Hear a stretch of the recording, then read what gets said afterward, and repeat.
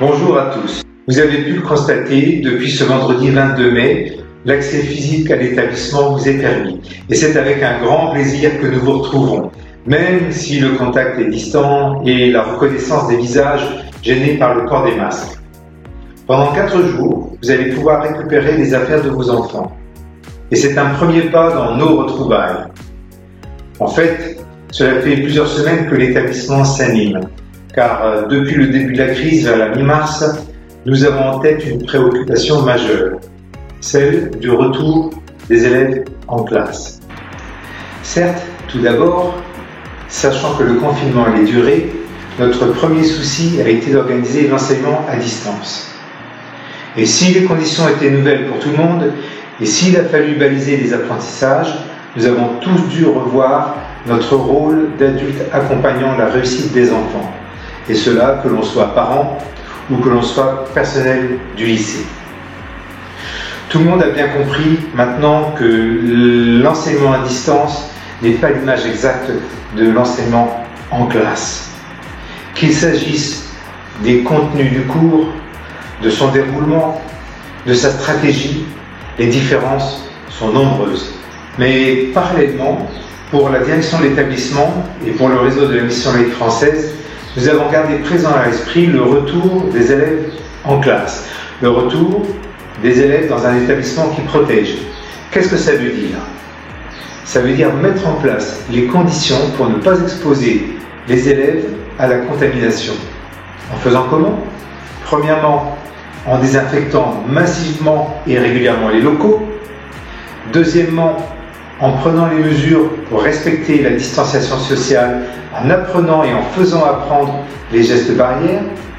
Et troisièmement, en prévoyant de limiter le brassage des élèves. Résultat, nous sommes prêts.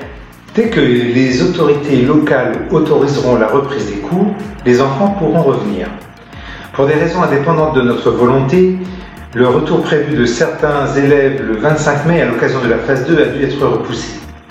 Mais nous pouvons d'ores et déjà annoncer le retour le 1er juin des élèves de Segundo de Bachibac que nous aiderons à préparer les épreuves de la EBA. Mais désormais, le véritable enjeu, c'est la reprise de septembre. Et pour ce faire, nous étudions les 3 scénarios annoncés par les gouvernements de nombreux pays et par le gouvernement des Canarias. Quels sont-ils? Premier scénario. La situation de la pandémie permet d'envisager le retour normal en classe de tous les élèves.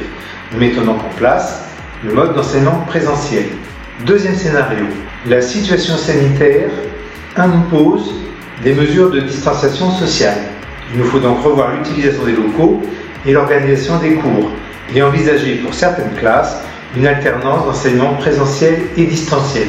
C'est ce que nous appellerons le mode hybride. Troisième scénario. L'évolution de la pandémie pendant l'été nous interdit le retour en classe tout simplement. Nous mettons donc en place l'enseignement à distance, c'est ce que nous connaissons en ce moment. Là encore, nous sommes prêts pour ces 3 éventualités. Seuls les détails restent à régler.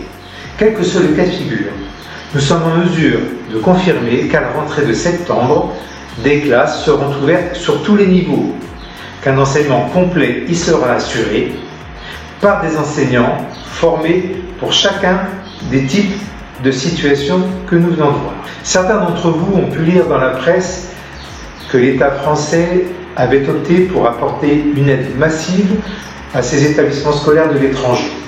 À l'heure actuelle, nous ne savons pas comment cette aide sera redistribuée aux établissements, mais sans nul doute, elle consolidera nos appuis pour que la rentrée de septembre 2020 soit pour les familles non pas une aventure éphémère, mais au contraire un engagement sûr en faveur d'un enseignement dont la qualité sera garantie pour l'année entière et celles à venir. En attendant la reprise, il ne me reste plus qu'à vous souhaiter à tous de rester en bonne santé et de vous inviter à maintenir votre vigilance à l'occasion des quelques moments de liberté auxquels nous avons droit depuis quelque temps. Au revoir.